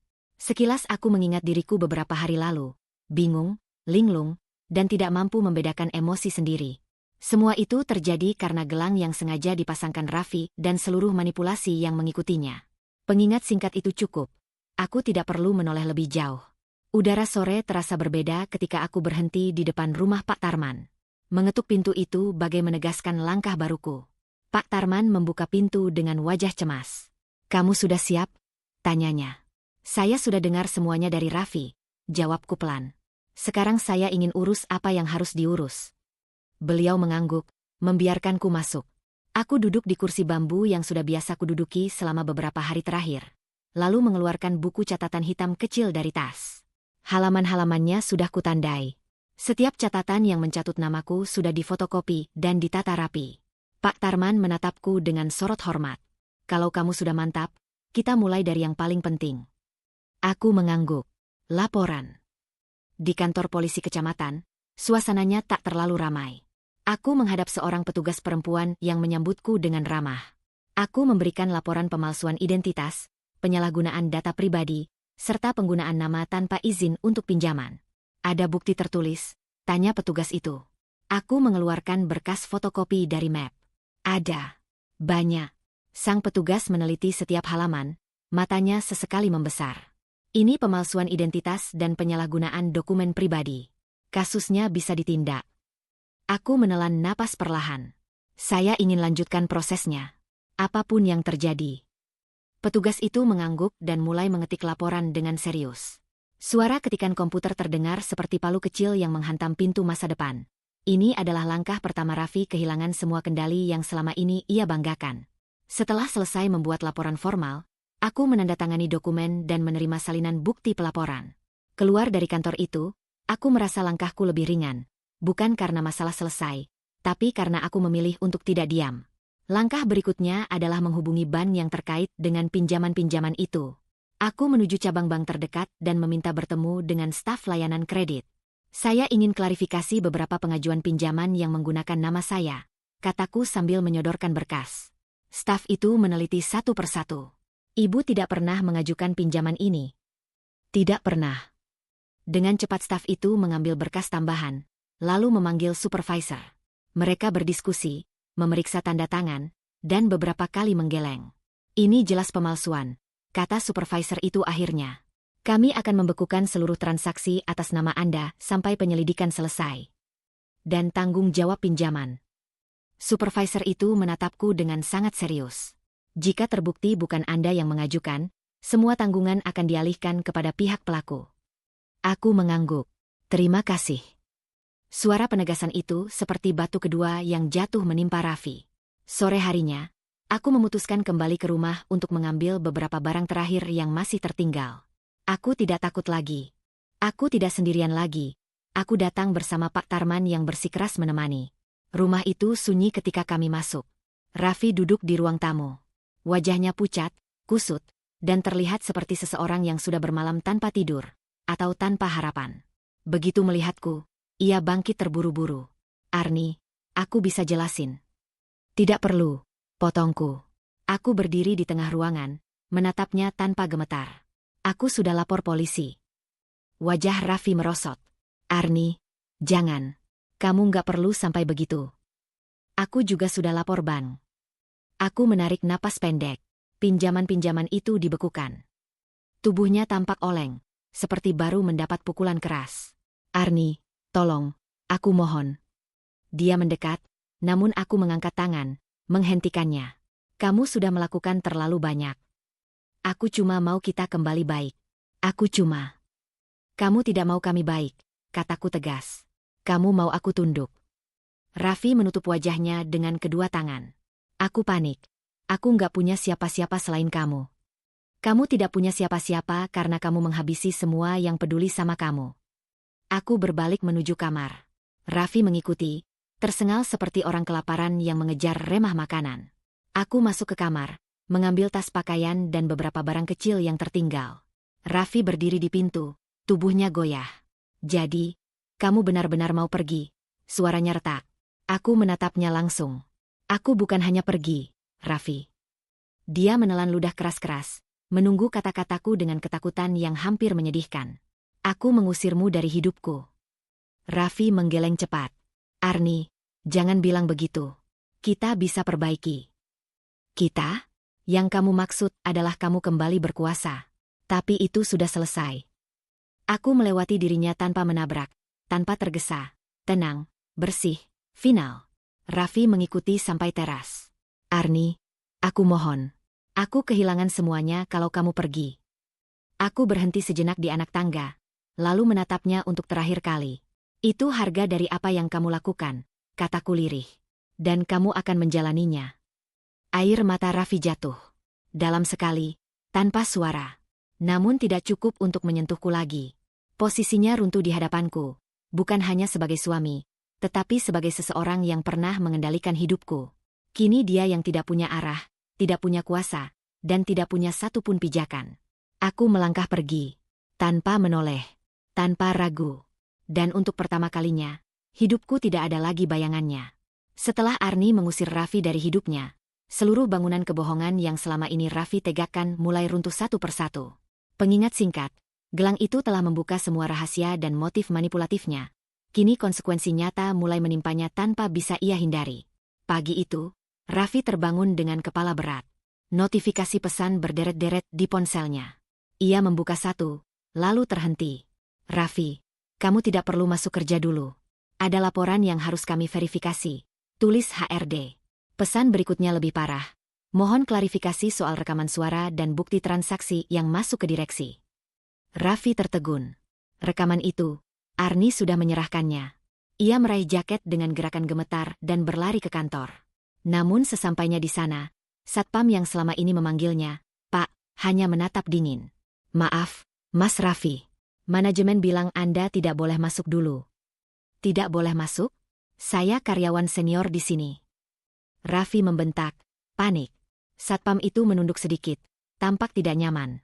"Ada penyelidikan, Mas," katanya, "penyalahgunaan wewenang dan manipulasi data klien." Dunia Raffi serasa berhenti. Di ruang rapat, ia dipanggil untuk memberikan klarifikasi. 3 atasan duduk berjejer, ekspresi mereka keras. Di tengah meja, ada folder berisi bukti-bukti, tangkapan layar percakapan, rekaman manipulasi proyek, dan catatan keuangan yang menunjukkan bahwa Raffi selama ini memakai nama Arni untuk mengambil keuntungan tertentu. "Ini apa, Raffi?" tanya salah satu direktur dengan nada tajam. "Saya. Itu hanya salah paham. Arni, dia membenci saya. Dia pasti." Data ini berasal dari sistem internal perusahaan, bukan dari Arni saja. Suara direktur lain memotong. "Selain itu, pengaduan dari beberapa klien juga masuk. Kamu memaksa mereka memakai vendor tertentu dan memotong komisi untuk kepentingan pribadi." Raffi membeku. Ia ingin membantah, tapi buktinya telak. Begitu telak hingga mulutnya tak sanggup mengeluarkan alasan. "Mulai hari ini, kamu diskors tanpa batas. Dan kemungkinan sangat besar kamu diberhentikan secara tidak hormat. Kalimat itu menikam lebih keras daripada teriakan apapun. Ketika ia keluar dari gedung kantor, beberapa rekan kerja hanya memandangnya dari jauh. Bisik-bisik mengikuti langkahnya. Itu Raffi, ya? Ih, pantas selama ini sok banget. Katanya manipulatif. Raffi menarik napas tajam, tapi tidak ada yang bisa ia katakan. Tak ada yang percaya padanya lagi. Saat ia mencoba menenangkan diri di kafe langganan tempat ia biasa menghabiskan waktu bersama teman-temannya, barista yang mengenalnya hanya menggeleng saat Raffi menawarkan kartu member. Maaf, Mas, akun Anda diblokir. Ada laporan penyalahgunaan voucher perusahaan. Raffi menutup wajahnya. Bukan hanya pekerjaannya, bahkan tempat pelariannya pun kini memojokkannya. Kepulangannya ke lingkungan rumah juga tidak lebih baik. Beberapa tetangga yang dulu sering ia manipulasi agar memihaknya kini berpura-pura tidak mengenalnya. Bahkan ada yang terang-terangan menghindar. Sudah dengar kabar? Raffi itu, bisik seorang ibu-ibu sambil menutup mulut. Ya ampun, Arni ternyata jadi korban selama ini. Balas yang lain. Raffi menegang. Kata korban itu menusuk harga dirinya, membuatnya merasa semakin kecil. Ia ingin berteriak, ingin membela diri. Tapi apa yang bisa ia katakan ketika seluruh bukti telah menyebar?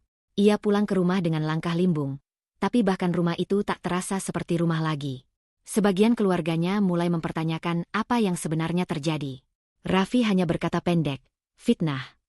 Namun tak ada yang benar-benar percaya. Malam itu, puncak kejatuhan Raffi datang saat ia mendapat surat resmi dari perusahaan, pemecatan. Ia menjatuhkan diri di lantai, menatap lembaran itu dengan tatapan kosong. Dunia yang ia bangun selama bertahun-tahun, yang penuh manipulasi dan kendali, hancur dalam hitungan hari. Semua karena kebenaran yang akhirnya terbuka. Dan mungkin, karena ia meremehkan Arni. Keesokan harinya, Raffi memberanikan diri menghubungi Arni. Bukan untuk meminta kembali, tetapi untuk memohon satu hal, jangan perburuk reputasinya. Ia menghubungi lewat pesan singkat, karena Arni sudah memblokir semua akses lain. Arni, tolong, hentikan ini. Aku sudah kehilangan pekerjaan. Orang-orang menjauh. Kamu mau aku jadi apa? Arni membaca pesan itu tanpa ekspresi. Hatinya sudah terlalu lama dipelintir oleh manipulasi Raffi. Sekarang ia berdiri dengan kestabilan yang baru. Ia mengetik dengan pelan, memastikan setiap kata menjadi penutup yang pantas. Raffi, ini bukan aku yang menjatuhkanmu. Ini konsekuensi dari apa yang kamu lakukan. Aku hanya membuka pintunya, dan kebenaran melakukan sisanya. Tidak ada simpati, tidak ada kebencian. Hanya ketenangan seorang perempuan yang akhirnya selesai berdamai dengan masa lalunya. Raffi membalas cepat. Setidaknya beri aku kesempatan bicara. Minta maaf. Apapun. Jangan tutup pintu itu, Arni. Arni menatap layar ponsel itu lama. Ia tahu ini adalah momen yang menentukan apakah Raffi masih akan memiliki kesempatan untuk menyeretnya lagi ke dalam lingkaran manipulasi, atau benar-benar putus selamanya. Ia menghela napas, lalu menutup ponsel. Dengan tenang ia menulis balasan terakhir. Pintu itu sudah kututup, Raffi. Untuk selamanya. Setelah mengirim pesan itu, Arni memblokir kontaknya. Tidak ada lagi hubungan, tidak ada lagi celah. Pintu terakhir yang selama ini masih terbuka, meski kecil, akhirnya benar-benar tertutup. Dan Raffi, di sisi lain, hanya bisa menatap gelapnya layar ponselnya, menyadari bahwa ia benar-benar telah kehilangan segalanya. Setelah semua badai hidup itu berlalu, Arni akhirnya merasakan sesuatu yang sudah sangat lama tak ia rasakan, tenang. Pengingat singkat, ia telah mengungkap manipulasi Raffi, mengusirnya dari hidup, dan menutup semua pintu yang membuat masa lalunya kembali menguasai dirinya. Kini, ia berdiri di halaman kehidupannya yang baru, tanpa bayang-bayang seseorang yang pernah merongrong kekuatannya. Pagi itu, Arni bangun tanpa rasa cemas menanti notifikasi pesan penuh tekanan. Tidak ada lagi telepon marah-marah, tidak ada tuntutan, tidak ada drama yang diatur Raffi. Hanya bunyi lembut angin dari jendela dan aroma teh hangat yang ia buat sendiri. Sesuatu yang sederhana, tapi terasa seperti kemenangan paling besar. Ia menatap cermin di ruang tamu, bukan untuk memastikan penampilan, melainkan untuk melihat siapa dirinya sekarang. Wajahnya lebih rileks, matanya lebih jernih. Ada ruang kosong di hatinya, tapi untuk pertama kalinya, ruang itu terasa seperti tempat yang bisa ia isi dengan sesuatu yang baik, bukan ketakutan. Langkah pertama yang ia lakukan adalah membenahi rumah. Bukan sekadar merapikan, tapi benar-benar membersihkan segala sisa yang pernah membuatnya teringat pada masa kelam. Ia menyimpan kotak memori, membuang barang-barang kecil yang dulu dianggap penting karena mengikatnya pada hubungan yang sudah lama busuk. Di meja, ia menemukan buku catatan kecil yang dulu sering ia pakai untuk menuliskan hal-hal yang ingin ia bicarakan dengan Raffi. Ide, harapan, konflik yang harus mereka selesaikan. Arni membuka salah satu halaman. Kalimat-kalimatnya penuh permohonan. Seolah ia mencoba menjaga sesuatu yang ternyata harusnya sudah dilepaskan sejak lama. Arni tersenyum kecil. Bukan pahit, bukan sedih. Hanya senyum seseorang yang akhirnya tahu lebih baik. Ia menutup buku itu dan memasukkannya ke dalam kotak kenangan, lalu menuliskan label kecil. Sudah selesai. Kotak itu ia simpan di gudang. Bukan untuk dibuang, tapi untuk tidak mengganggu kehidupannya lagi. Ia tak ingin melupakan segalanya. Ia hanya memilih untuk tidak hidup di dalamnya. Hari-hari berikutnya, Arni mulai kembali melakukan hal-hal kecil yang dulu selalu ia tunda. Ia kembali berlatih yoga. Ia pergi ke perpustakaan kota dan meminjam novel yang sudah bertahun-tahun ingin ia baca.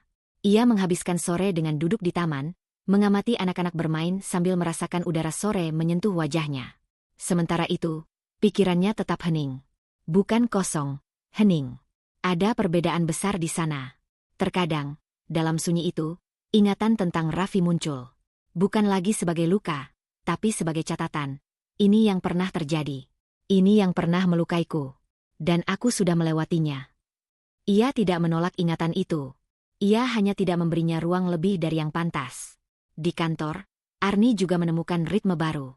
Setelah kehebohan beberapa waktu lalu, banyak yang datang padanya untuk memberikan dukungan. Sebagian kecil bahkan meminta maaf karena dulu tidak tahu apa yang sebenarnya ia alami. Namun Arni tidak menyimpan dendam. Ia hanya menjawab, "Terima kasih." Lalu kembali fokus pada pekerjaannya. Ia mulai mengambil proyek baru, lebih menantang dan lebih sesuai dengan passion-nya. Ia menemukan kembali rasa percaya diri yang dulu hilang karena terus-menerus ditekan dan diatur. Rekan-rekannya menyadari perubahan itu. Mereka melihat Arni yang lebih tegas, lebih stabil, dan lebih bersinar dari sebelumnya. Salah satu rekannya berkata, "Kamu terlihat bebas." Arni terdiam sejenak sebelum menjawab dengan senyum. "Ya, mungkin untuk pertama kalinya dalam beberapa tahun, aku merasakannya." Pada suatu sore yang tenang, Arni memutuskan untuk berjalan-jalan ke sebuah kafe kecil di pinggir kota. Kafe itu sederhana, dengan meja kayu dan bunga kering sebagai dekorasi. Arni memilih tempat di dekat jendela dan memesan minuman favoritnya. Sesuatu yang dulu selalu dianggap tidak perlu oleh seseorang yang pernah mengatur hidupnya. Ia membuka laptop dan mulai menuliskan refleksi. Bukan untuk mencari jawaban, tapi untuk mengabadikan perjalanan yang telah ia lewati. Kata-katanya mengalir dengan lembut. "Aku pernah berada di titik di mana aku merasa hidupku bukan milikku sendiri. Tapi ternyata, ketika satu pintu tertutup karena aku yang menutupnya, ada jendela besar yang terbuka menunggu. Dan jendela itu menghadap ke kehidupan yang seharusnya sudah kumiliki sejak lama." Ia berhenti mengetik, menatap keluar jendela. Jalanan sepi, beberapa orang berjalan sambil tertawa kecil. Angin sore membawa aroma kopi dan vanila dari dapur kafe. Hatinya terasa penuh, tapi bukan berat. Justru hangat, seperti ada cahaya baru yang muncul perlahan dari balik tirai yang selama ini menutupi pandangannya. Untuk pertama kali sejak lama, Arni bertanya pada dirinya sendiri, bukan dengan rasa takut, tapi harapan. Setelah ini, apa lagi yang ingin aku lakukan? Pertanyaan sederhana itu terasa seperti sebuah pintu baru yang terbuka tanpa paksaan. Ia menutup laptop, menghirup napas panjang, dan tersenyum. Keputusan kecil tapi penuh makna muncul dalam hatinya. Ia akan hidup bukan untuk bertahan, tetapi untuk tumbuh. Dan dengan itu, kisah panjang yang penuh luka dan perjuangan akhirnya menemukan penutupnya yang paling natural. Keputusan seorang perempuan yang akhirnya memilih dirinya sendiri. Dalam hidup, kita sering tidak menyadari betapa perlahan seseorang dapat mengambil kendali atas diri kita, melalui tekanan, manipulasi, atau rasa takut yang tidak kita sadari. Kisah Arni mengingatkan bahwa keberanian tidak selalu datang dalam bentuk teriakan. Kadang, keberanian adalah langkah kecil untuk berkata, "Cukup," dan memilih diri sendiri. Jika kamu merasa hidupmu didikte orang lain, ingatlah, kamu berhak atas kebebasan, kesehatan batin, dan keputusanmu sendiri. Tidak ada hubungan, pasangan, keluarga, teman, atau siapapun yang pantas membuatmu kehilangan dirimu sendiri. Belajarlah mendengarkan tubuhmu, instingmu, dan jangan takut meminta pertolongan. Setiap orang berhak sembuh, berhak bangkit, dan berhak merasakan hidup yang ringan. Terima kasih sudah mengikuti perjalanan panjang Arni hingga akhir. Semoga kisah ini memberi kekuatan, refleksi, dan keberanian untuk siapapun yang sedang melalui masa-masa sulit. Tetap jaga dirimu, tetap percaya pada langkah kecilmu, dan ingat, kamu layak bahagia. Sampai jumpa di cerita berikutnya. Salam hangat penuh cinta dan keberanian. Hook awal pembuka satu kalimat, ditulis dalam 3 baris, kuat, misterius, dan langsung menggigit. Aku tak pernah menyangka sebuah gelang kecil di pergelangan tanganku perlahan mengubah cara suamiku memandangku, dan cara hidupku runtuh tanpa suara.